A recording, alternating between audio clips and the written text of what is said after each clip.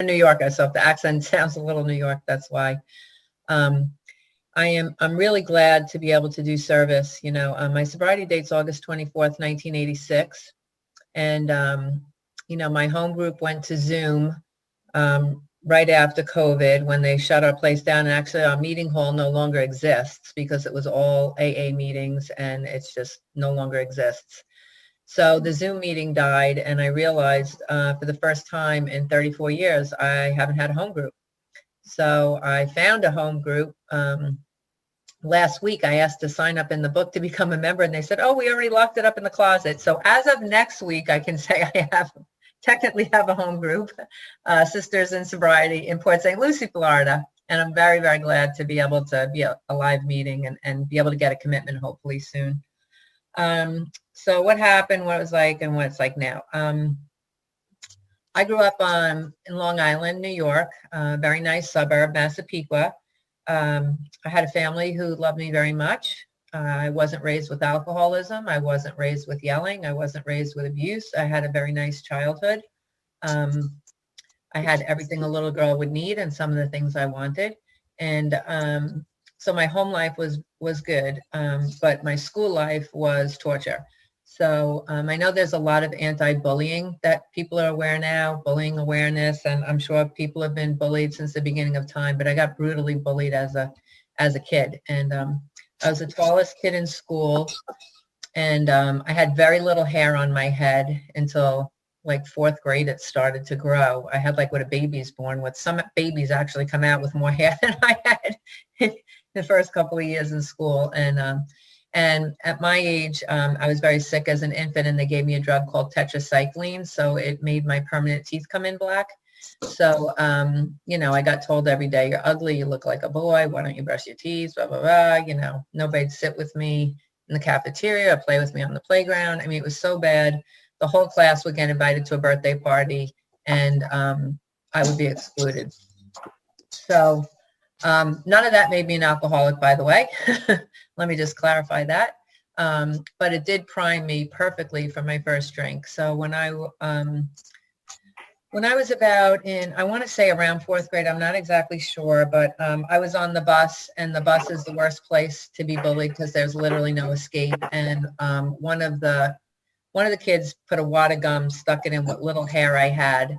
And there's a phrase, saw red, and you can literally see red because I remember seeing red, and then I didn't remember anything. I went into like a blackout, and when I came out of it, a bunch of the kids on the bus had bloody noses, and everybody was backed away from me, and nobody bothered me ever again after that, right?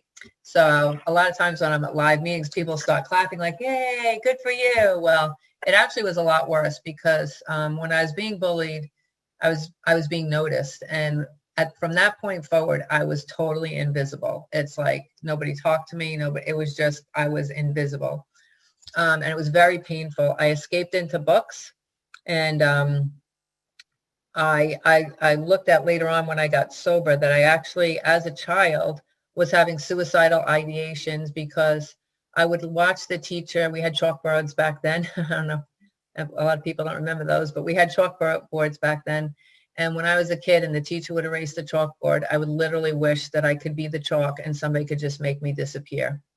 And I wasn't telling my parents any of this, by the way. They weren't aware of it, so they probably would have done something. I just kept it to myself. And so anyway, like I said, it primed me for my very first drink. When I was 12 years old, I was in gym class, and the most popular girl in school turned around and said to me, she was like the cheerleader. She was a cheerleader. She was the head of the cheerleaders. She was this petite little thing. She played the flute. All the boys loved her. She never even glanced in my direction. But she asked me, she said, a bunch of us are coming over my house after school to drink beer and smoke pot. Do you want to come over? And, I don't say this to be funny. I say this to be 100% true, that if she would have said a bunch of us are going to knock off a bank after school and we need a lookout, I would have been there.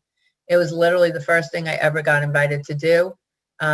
Nobody had, ever invited me to anything, and I didn't give any thought whatsoever to, what drinking beer was going to do to me, nonetheless what smoking pot was going to do to me.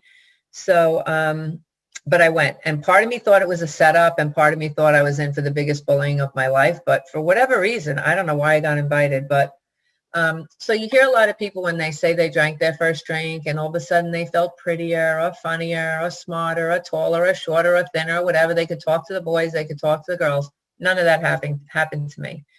But when I did read the line in the book Alcoholics Anonymous that, after taking that first drink, there was this sense of ease and comfort that came at once from that first drink, this sense of ease and comfort. And for me, it was actually something physical. Like it literally, this whoosh went through my body. And I felt like I could breathe. And I heard a speaker once saying, I had been holding my breath. I felt like I had been holding my breath my whole life. And after that first drink, I could finally breathe. And I had found the solution to my problem. My husband disagrees when I say this, but I really do believe that alcohol saved my life. I believe if I didn't find the sense of relief and that sense of ease and comfort that came from alcohol at that age, I believe I would have been a teenage suicide because I had been thinking about it. But now for the first time, I felt the sense of ease and comfort, and I was like, I can do life now. So, at 12 years old, I was not a daily drinker. And I didn't think that the obsession to drink got bad until I became a daily drinker. But when I realized looking back at it is even though I wasn't a daily drinker at 12, from the moment I took that first drink and experienced that sense of ease and comfort that only alcohol had given me, I had the mental obsession from that moment because I was obsessing from that weekend how many days till the next weekend. And whose parents had a liquor cabinet and who had an older brother who could buy us beer and where could we steal money from? And I could not wait till the next weekend. So although I was not drinking every day, if I'm honest with myself, when I look back, I was obsessed with when I could get that feeling again. I couldn't wait to get that feeling again. So moving on with my life, like I said, I was drinking beer. I had also started smoking pot that night. Everything worked in conjunction. And by 15, I had a boyfriend. We were selling pot at school. So I went from being invisible to being one of the most popular girls in school. I was now with the in crowd. I thought I had arrived. That part in the big book where Bill says, I thought I had arrived. I thought I had arrived.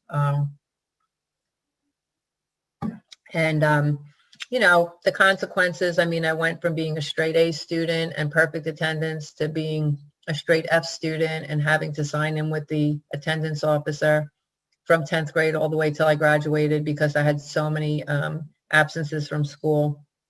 And so anyway, I had the same boyfriend all through high school. I had an engagement ring on my finger in high school. I will tell my honest opinion. I think it should be a law that you need to be at least 30 before you get married because we got married right out of high school.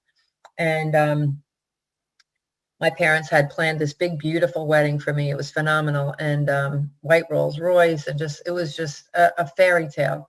And a couple of months before the wedding, I caught my fiance cheating on me. Less than 2 months probably before the wedding.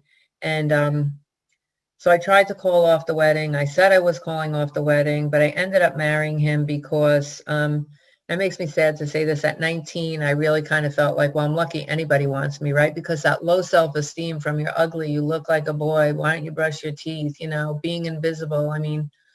It really took a toll on my self-esteem. So I married him anyway. And obviously that marriage was destined for destruction. What I found out was, so now you got to remember, I was a teenager. The drinking age then was 18, but I hadn't drank in bars up to that point. We drank at the golf course. We'd meet on a certain hole at the golf course or, the sumps. We had sumps back then. We'd meet in the sumps or, at a park or the beach. And I had never been in a bar before. So when I got married at 19, we moved down to this little barrier island in New York called Long Beach. And literally back in the day, there literally was a bar on every corner in the west end of Long Beach. Generational alcoholism there. It was insane. And right across the street from me were two bars, our first apartment. And what I discovered was that at 4 o'clock in the morning, when the bars were shutting down, a lot of guys thought you were attractive and a lot of guys were paying attention to you at last call, right? So all of a sudden I'm like, what the hell am I married to this guy for? Because I literally thought he was the only one who would ever, pay any attention to me. So that marriage did not last more than, I don't know, a little over a year. And got separated. And shortly after that, I met a guy in a bar and he turned to me and said something. I was like, you guys suck. You all suck. I hate you guys. Don't even. And he says, I'm going to prove you different. And 6 months later to the day, I married him. My parents were thrilled. I'm like, I'm getting married on a Monday to a guy who's a waiter and the restaurant's closed on Monday. Do you want to come or not? Like, I didn't see anything wrong with it. I was just out of my mind. And by this time, I was a daily drinker. I literally had to drink or take something to walk out the door to cross the street to go to the bar to drink. When I got on the Long Island Railroad, I was not at 7:19 in the morning. I was not sober when I got off the train an hour later. Every lunch break at work, I was at Central Park or at a bar, and I was a mess. So anyway, my husband at that time was a lot worse than me. And, he started looking like he was dying. And my parents finally said, like, does he have cancer or what's going on with him? And he looks really sick. He was gray and lost a lot of weight from how we were living. And I was 3 months pregnant. He didn't come home for 2 days, which never happened. He was missing. I was calling hospitals. I was calling everybody I knew. And he just went on a tear and didn't want to come home.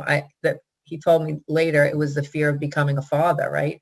Like how am I supposed to support somebody when I'm living? I can't even take care of myself. So we went to, I'm a little foggy on this, but we went to somebody who was supposed to help us in Manhattan. And we sat down with like some sort of counselor or something. And they started talking about him going away to a treatment. Now, 1986, I'm sure a lot of you were sober back then, but I'm sure a lot of you weren't. And it was a different world back then, okay? Alcoholics Anonymous was really anonymous. And, there weren't sitcoms like Mom where you were getting to witness AA meetings and people sharing and getting their chips. And you knew what the Serenity prayer was. And we all know what the 12 steps are. And we all have somebody who's in recovery. And if we were the GA or whatever, right? It wasn't like that then. I'm 3 months pregnant. My husband's dying. And they say we're going to send him to a hospital in Minnesota for 30 days. Said he can get well. And so he went to this St. Mary's in Minnesota for 30 days. I went out there for Family Week. It was horrific. I bought the sweatshirt that said I survived Family Week. It was just horrible. I watched Dr. Martin Chalk talks. They talked to me about Al-Anon, and I came back home and decided I was going to be a supportive wife and go to Al-Anon meetings. Now, I did not drink the whole time I was pregnant or while I was trying to get pregnant. And please, that is not a judgment on any woman who's not able to pull that off, because lack of power is our dilemma and we don't have the power to choose. But for some reason, I was able to stay sober I didn't even smoke cigarettes, and I was a 3-pack-a-day cigarette smoker back then. And, this baby was the most important thing to me. So he came home, and I didn't really relate to Al-Anon meetings because, Black Belt Al-Anons are some of my favorite people, but what I heard, maybe not what was said at the meetings that I went to, were, the husband was spending the whole paycheck, or the husband wasn't coming home, or running around. And that wasn't my experience. My husband and I ran together. So I just couldn't identify. So I started going to AA meetings. And for years, I would tell you that the reason I went to AA, and I believe this is how delusional I was to be a supportive wife. However, God will use whatever he can to get you in an AA meeting. And I don't believe, if we took a survey of everybody in Alcoholics Anonymous, a very large percentage would say, I woke up one day and I wanted to go to AA so that I could live by spiritual principles, make amends to all the people. No, most of us get here because the wife's going to leave us. We're going to lose the job. It'll look really good for the judge. That's what the lawyer says, go to AA meetings, and I think some people come to AA and they don't even think they're alcoholics. That was me. I really didn't think I was an alcoholic, right? Because I stopped, right? I was able to stop while I was pregnant. So you're telling me I don't have a choice. I'm saying, well, obviously I do, because I chose to stop, and I stopped. The thing was, I could never stay stopped. I never made that commitment to stay stopped, and realized I couldn't pull it off. So, when I say God will use whatever to get you into the meetings, they say, you have to want it to get it. You have to really want it to get it. And I don't believe that's true. That's not my experience. I believe you have to want it to keep it. Once you get the gift of sobriety, it takes a lot of work. I still work very hard at 34 years and have a lot of practices in place and do a lot of things for my to support my spiritual condition. But I don't think you have to want it to get it, because I know I didn't want it. I didn't even know I needed it, and I think that there are people sitting there that are there for the boyfriend, the girlfriend, and they're sitting there with their arms folded, with their backs pressed against the wall in the back of the room, and they don't want it, right? So I do believe you have to want to keep it. And when I said God will use anything to get us into the rooms, my biggest character defect up until, I don't know, maybe 8 years ago, when I finally went for outside help, was jealousy and insecurity, right? So because my husband cheated on me before the wedding, because my self-esteem was so low, that just wrecked me, that just wrecked me. And the real reason I went to my first AA meeting was to check out the women to see who was going to steal my man. That's the truth. So God used my biggest character defect, jealousy, to get me into the rooms. And what happened? I started hearing people talking there. Remember, I didn't even tell my parents what was going on in my life. I wasn't opening up to anybody about anything real ever. And I'm hearing people talking about like real feelings and real issues. And I was fascinated. I was totally fascinated. And I really enjoyed going to Alcoholics Anonymous. I used to go to this place called Serenity by the Sea, also known as Cirrhosis by the Sea. And they met, almost every day. And I really enjoyed it. And I would feel a lot better when I went to an AA meeting. They'd go around the room and I'd say, we'd introduce ourselves, and I'd say, my name is Tara and I'm a concerned person, because that's what they called me in the family week at the treatment center. I was a concerned person. So everybody would crack up. They'd be like, hi, I'm so-and-so, I'm an alcoholic. I'm an alcoholic. I'm an alcoholic. I'm a concerned person. And I was very concerned for all of you poor people that were suffering from this. I was very concerned for all of you, not realizing I had a problem. And I ended up losing that baby. I had a miscarriage, not really. I just had a baby that didn't have a heartbeat. So 3 months into sobriety, I was 3 months pregnant. So at 4 months, 1 month into meetings, I had to walk around with a dead fetus inside of me. That was crazy. But I didn't pick up. For whatever reason, I didn't pick up. God's grace, I guess. And so I really liked going to meetings, but they had these things at Serenity by the Sea. They had open meetings and closed meetings. And closed meetings were for their, these alcoholics. It was their very secret private group. And they had a couple of closed meetings a week. So I went to a business meeting once and I was like, I know you guys have these closed meetings that are for, you poor alcoholics and, blah, blah, blah. I said, but, I really enjoy coming to these meetings and I always feel a lot better when I leave. And you think we could make a special dispensation so that I could come to the closed meetings, even though I'm not an alcoholic? Now, they had been listening to me share for a month, because even though I'm not an alcoholic, you bet I'm sharing, right? So the guy handed me the meeting list from New York, and he's like, honey, you can go to any meeting you want, anytime, any day, anywhere, you can go to AA. Because they knew something I didn't know.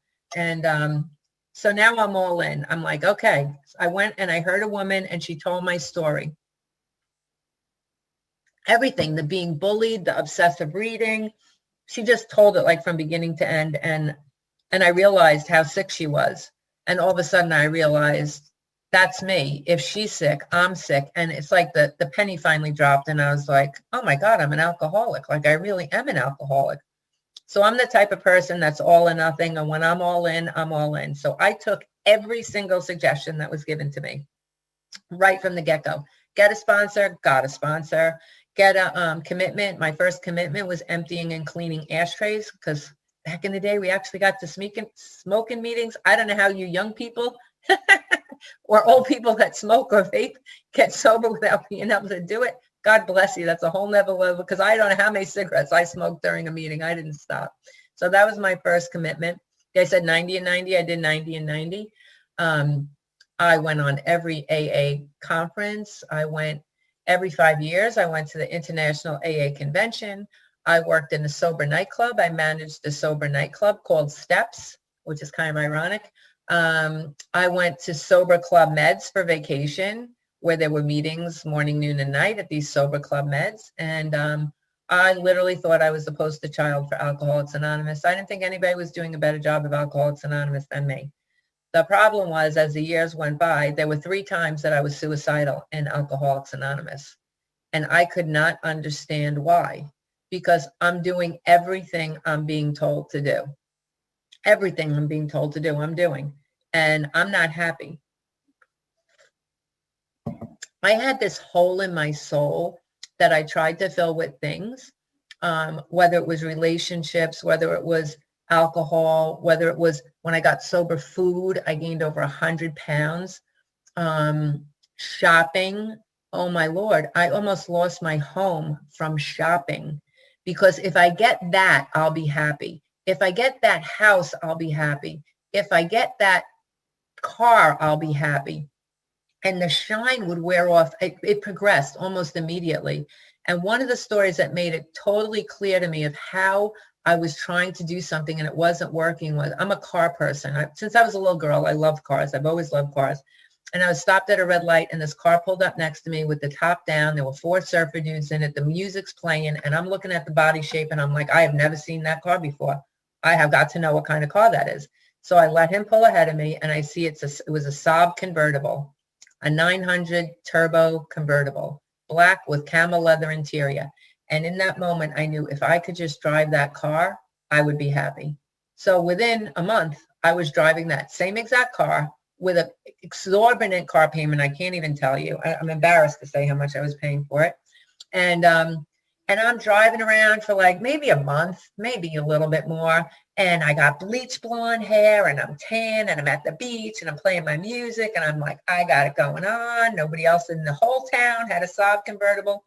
And all is well in Tara's world until maybe a month or 6 weeks later, I see a red Saab convertible with the top down coming at me. And I have this thought, with my platinum blonde hair, the red probably would have went a lot better. And now I'm like discontent with the car I'm driving around with because it's not red. And I'm making car payments that I'm resenting every single month because it's not the right color. Okay. And I can't even tell you how I went, if I just get this degree, I'll be happy. I would get it. I would get it. And from the outside, if you looked at my life from the outside, there's not a person in AA that wouldn't say, man, I want her life. I was married to a man who adored me. I lived in a beautiful home. I'm driving around in a Saab convertible. You know, I have my own business that's successful. So you're looking at me from the outside and you're like, oh, sobriety's been so good to her. And it was, but yet I'm wanting to kill myself and not understanding why. So, and to just tell you, when they talk about switching seats on the Titanic, you know, putting down the alcohol is just the first thing you need to do. It is not the be all end all to put down the alcohol, because I had the alcohol down for years and I wanted to kill myself. So anyway, to tell you just how bad it was, I finally had a beautiful daughter, and but I'm shopping. I'm shopping for her. It didn't matter who I was shopping for. I was just shopping. And it got so bad that my electric got turned off, and I had an electric cord running from my house to my neighbor's to keep the refrigerator on so that my baby's formula would stay cold. Now, I don't know about you guys, but I had a real core group of women that I trusted, maybe 4, that knew that my electric was turned off, okay? They knew the real deal. They didn't see the Tara walking into meetings with her hair done and her nails done and, you know, driving a nice car, da-da-da-da. They knew the truth. They knew the down and dirty, ugly truth. And I walked into a meeting while my electric was turned off with a brand new $300 pocketbook I had just bought. and I go up to my closest girlfriends and I'm like, look what I got. They looked at me like I had two heads. One of them had the guts to say to me, you have no electricity, you have a baby, and you're buying a $300 pocketbook? And I just thought she was jealous. I just thought she was envious, right? This is the insanity that's going on in my life, but I'm sober. I'm sober. I'm going to meetings every day. I have a sponsor. I have a commitment. I've always had a commitment. I don't understand what's wrong. So I had two miscarriages before I had my daughter, and I almost died at one time trying to have a baby. So when I had my daughter Carly, it truly was a miracle. I have one daughter not because I don't love children, but because I almost died trying to have her, and she was very much wanted. And when I was finally having her, I knew that that's what the hole in my soul was, right? I had always wanted to be a mom. And as soon as I have this baby, that hole in my soul was going to be filled with this beautiful little child, and I was going to be happy. And I was for a little while. But while she was still an infant, I went into her nursery and she was laying with her little butt up in the air on her belly and her face was facing me. She was asleep and the binky was going chinka, chinka, chinka, chinka. And I'm looking at her and I'm like, if I love this baby a drop more, my heart is literally going to burst out of my chest. And the next thought I had was, but you're still not happy. And I had the greatest, darkest night of the soul, which was, if this perfect little child that I loved and wanted more than anything else could not make me happy, then I would never be happy. And I knew I would eventually kill myself. So I figured I might as well do it now before she knows me, because she doesn't know me yet. And I don't want to do it when she's 7 or 8 or 9, but I cannot hold on and live the rest of my life feeling like this. So my best friend Gary had committed suicide when I was 17 years old, and he shot himself in the head in his bedroom with a 12-gauge shotgun. And I was always under this impression that there was some special team that goes in to clean that up. And I found out years later that there isn't a special team that cleans it up, that his family had to clean that up. And it just always disturbed me. And so I didn't want to do that to anybody. So I had just renovated a bathroom in my office, and it had floor-to-tile ceiling. It had sliding glass shower doors. It had one of those sprayers that you take down. And as I'm going downstairs to get the gun, the loaded gun, I'm thinking I'll just go in that bathroom, close the door, close the shower, and then even though it's going to be bloody, it'll contain itself and it won't be that messy to clean up. And I was a considerate suicidal person, I guess. But at any rate, I went and as I was going downstairs to get the gun, I heard God, and God speaks to me. God speaks to me. I didn't realize it was God at the time. But what I heard was, if you use PJ's gun to kill yourself, he won't be able to take care of Carly. My husband went from being working in a restaurant. Sobriety had landed him a job. He was a police officer in Long Beach, and he had a service revolver that was supposed to be in a safe and locked up at all times, and he just kept it on a beam in the basement. I had access to it. So obviously, if I would have used that gun to kill myself, there would have been an investigation. It would have been his gun. He probably would have lost his job for sure. So I didn't kill myself, obviously. But this is where this despair brought me. I went to AA. One thing I always was honest. And I, if I knew what was going on, I was honest. I was like, I just went to kill myself. And people in AA scooped me up and they loved me and they kind of treated me like a newcomer and babied me and, took turns watching me and picking me up for meetings. And they just loved on me and it was amazing. And I kept going on my merry way. And that's what would happen. I get really bad and really suicidal and I tell people and they would love on me. And so at 17 years sober, my husband and I were 17 years sober. We had just celebrated our 20th wedding anniversary, and I was working at an inner city school. I got my master's degree and went to be a teacher at an inner city school, and I was at back to school night. And My husband was an adrenaline junkie. I don't know how many of you alcoholics are adrenaline junkies, that just because you get sober, you still do crazy, stupid things, jump out of airplanes or whatever. I don't know. But he was an adrenaline junkie, and he went body surfing during a bad hurricane that we had, and he drowned. And I was one of the last people to find out about it. It had already been all over the local news. Nobody knew how to get in touch with me. My phone was off because I was at back to school night. And 3 parents showed up that night, 3. I'll never forget that. I had my whole class, 3 parents showed up. And nobody knew where my daughter was. And, you know, like I said, we lived in a small Barrier Reef Island, so we're both members of Alcoholics Anonymous for 17 years in that small town. He's a police officer in that now for many years in that town. So the entire town was like at the hospital when I got there, and literally everybody knew. It was horrendous. But like when I was saying before, like I couldn't go across the street without drinking. Like I couldn't handle going to the supermarket without drinking. And if I was too drunk, I couldn't handle it. And if I wasn't drunk enough, I couldn't handle it. And sometimes I'd leave all the food in the basket and just leave it there because I couldn't handle it, right? I couldn't handle anything. I couldn't handle getting on the train without drinking. I couldn't handle coming home without drinking. And now I have to go tell my 9-year-old daughter, sober, that her dad died. I'll be forever grateful for the 2 women in Alcoholics Anonymous who sat and bore witness to my daughters and my pain. My sponsor had been my sponsor for 17 years. She lived across the street from me. Her granddaughter and my daughter grew up as best friends. And my daughter called my sponsor Jama. It was Jama and Papa, and that was her grandparents. As far as she knew, they were her grandparents too.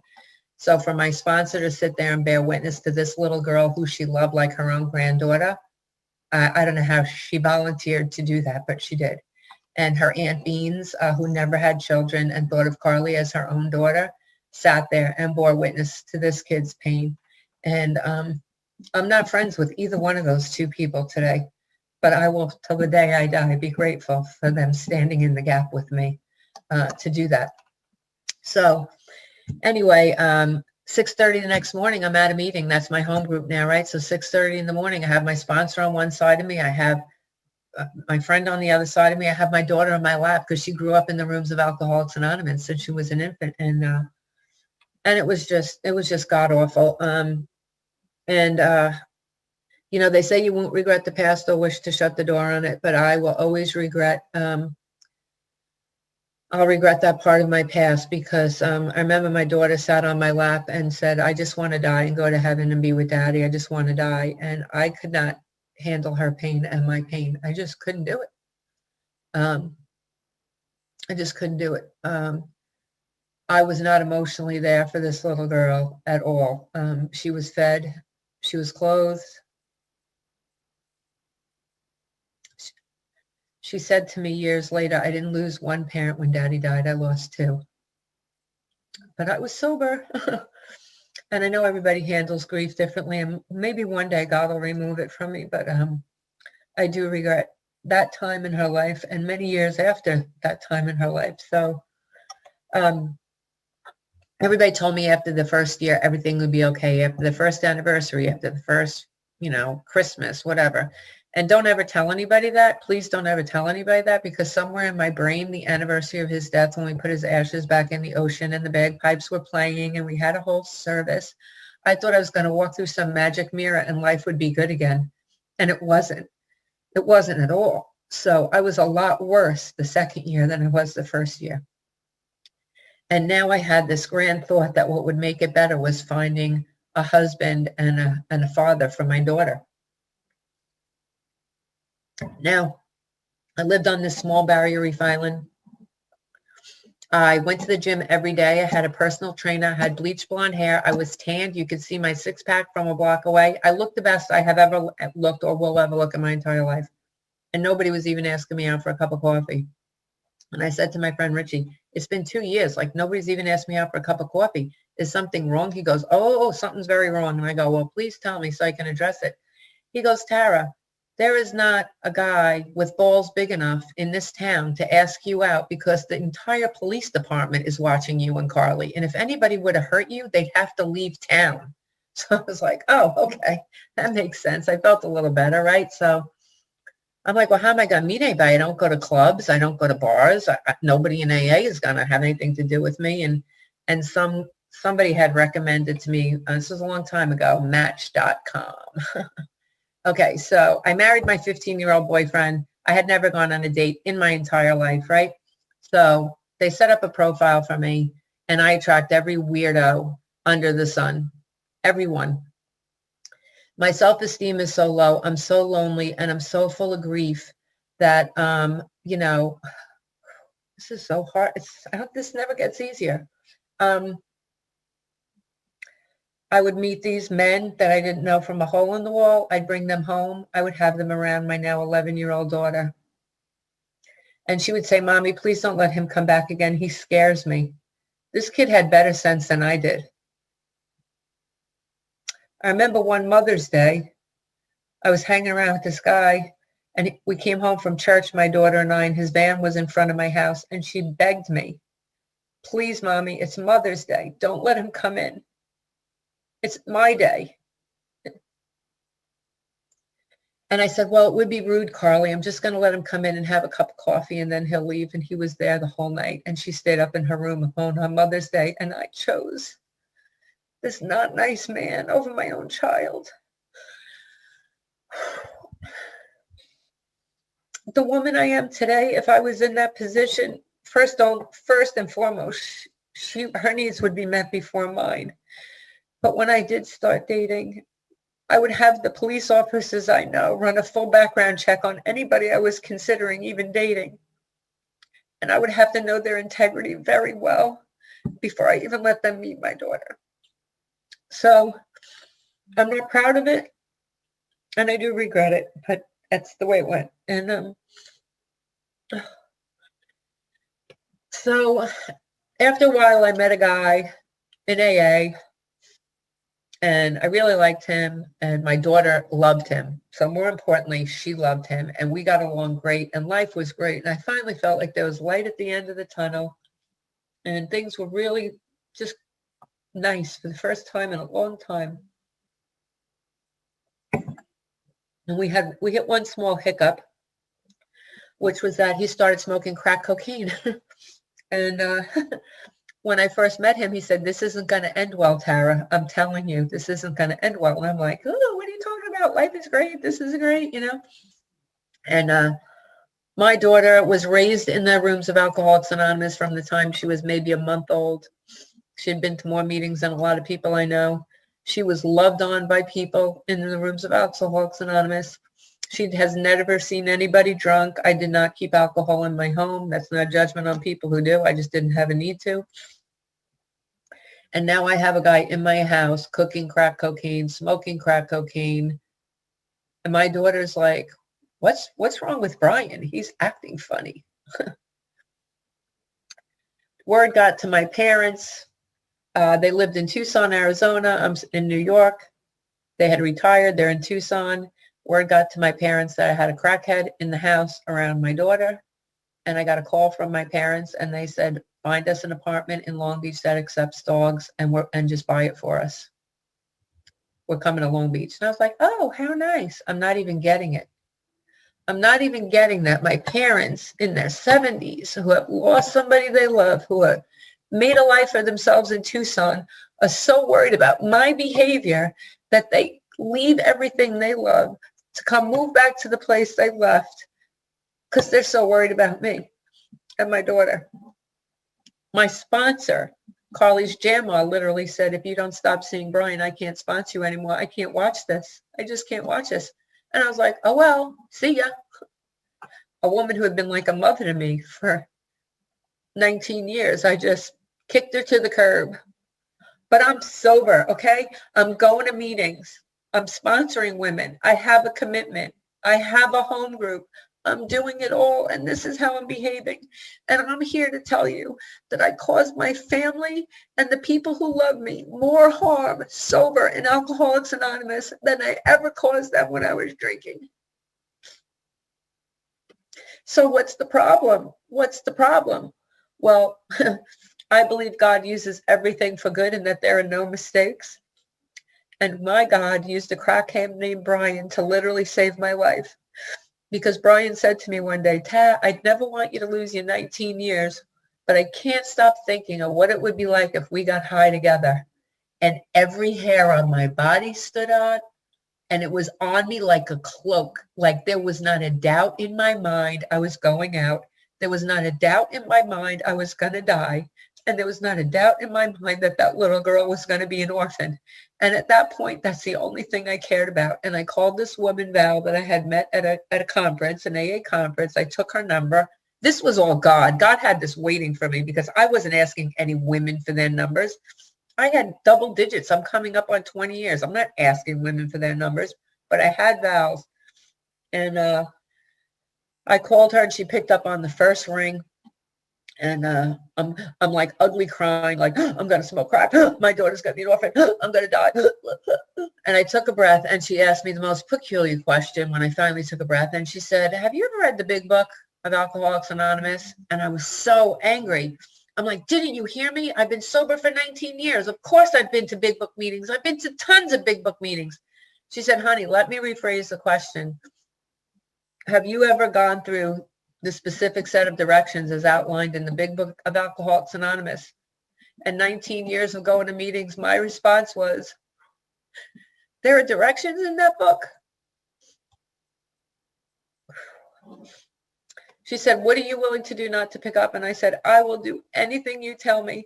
And I never understood what the gift of desperation was until I got the gift of desperation, which was, she said to me, "What are you willing to do?" And I was willing to do anything she said. She said, "Well, I'll tell you what I'm willing to do, Tara." She lived in Virginia. I'm in New York. She said, "I get up at 7 o'clock every morning for work.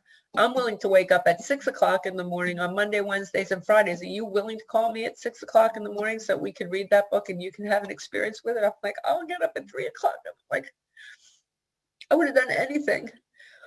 So thus I started my journey through the steps. And, I open up the book to page 1. I have my brand new big book, a blue highlighter to match the blue big book, a blue notebook, a blue pen to write with. Like I'm all matchy. Everything's good. I got my cigarette, my ashtray, my coffee. I call her at 6 o'clock on the dot. I have the book open to page 1. And she says, "You got your big book?" "Yeah." "Open to the title page." And I'm like, "The title page?" So I go to the title page and she reads the story of how many thousands of men and women have recovered from alcoholism. She goes, "That's the very first promise in this book. You can recover." That should be good news, Tara. And I said it was. She took me through the doctor's opinion, which literally changed my life, that this man of science who believed in science, who loved alcoholics, over and over and over again. What I got from the doctor's opinion was this man of science was saying, "You got to get this higher power," and that I was beyond human aid, beyond human aid, beyond human aid. It kept coming through in the doctor's opinion and the following chapters that I was beyond human aid. And all of a sudden my head exploded because the God that I had for all those years was the God that I was told I could have, which was a group of drunks. I had made a group of drunks my higher power. I'm suicidal on and off throughout all this time. And then I find out in the big book that I'm beyond human aid. And no matter how much those people loved me, and no matter how much they supported me through all of my insanity, they never kicked me out. They always loved me. They always supported me. I never felt so loved by a group of people, but I'm beyond human aid and I'm going to die. And they couldn't fix me. They couldn't give me the psychic change that was necessary for me to become this new creature, this new creation that God has since created me to be. So I was all in. The third step prayer, that third step decision was the most important decision I ever made, ever will make in my entire life. I literally turned it all over to God.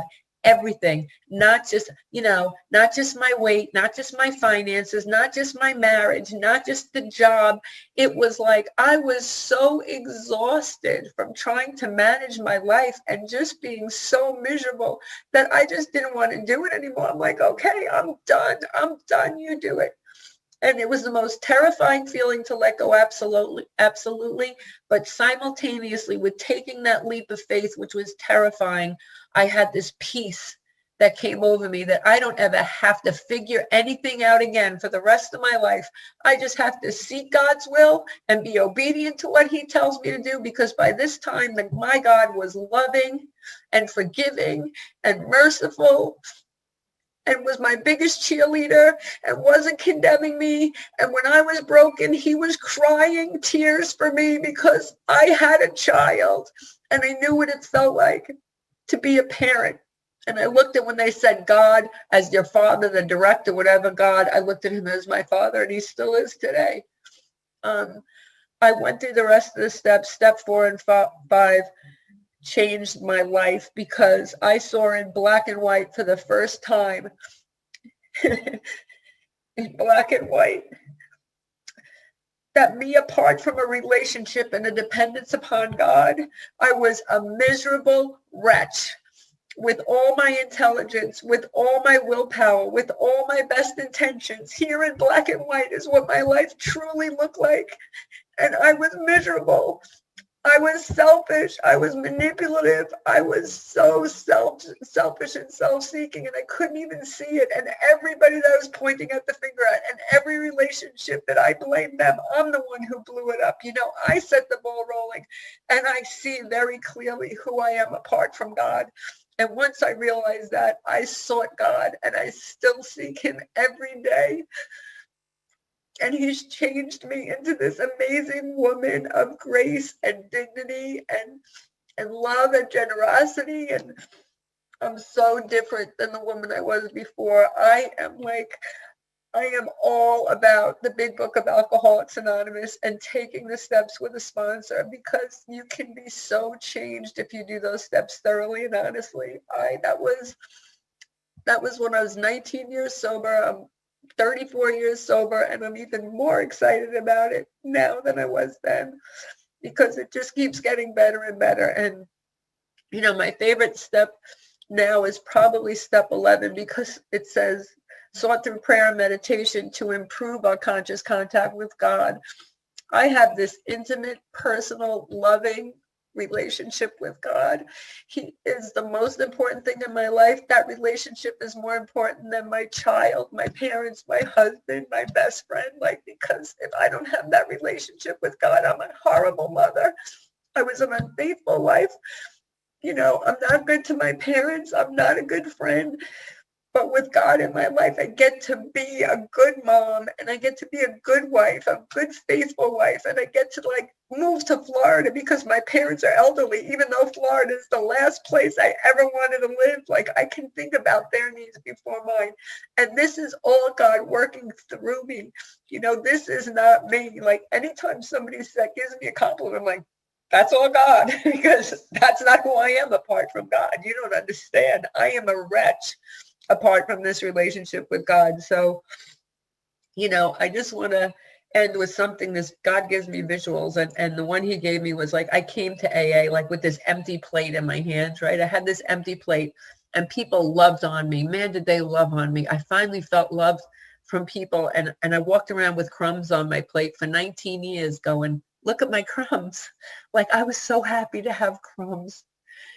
And God had this banquet waiting for me the whole time. It was always there, this banquet, this never-ending banquet, and I'm walking around settling for crumbs. If you are not happy, joyous, and free, if you are not comfortable in your own skin, if you're walking around and you're full of fear with what's going on in the world and it's eating your lunch, let me tell you, there's a better way. There's a better way. There's a peace that comes from having this relationship with the God of whatever your understanding is. I promise you, it says in the big book, we beg of you to be fearless and thorough from the very start. And if you got double digits and you've thought of killing yourself, or you're just going, why isn't this working for me? But you don't want to let anybody know because you're sponsoring 12 guys and you're leading the meeting, or you're the treasurer. And how can you let people know how screwed up you are? Let somebody know. And if you haven't gone through the steps out of the big book of Alcoholics Anonymous with somebody who has gone through that can take you through, I'm telling you, give it a try. It can change your life. It can change your life. I love Alcoholics Anonymous. I love God. And I thank you so much for inviting me to come share tonight. Thank you.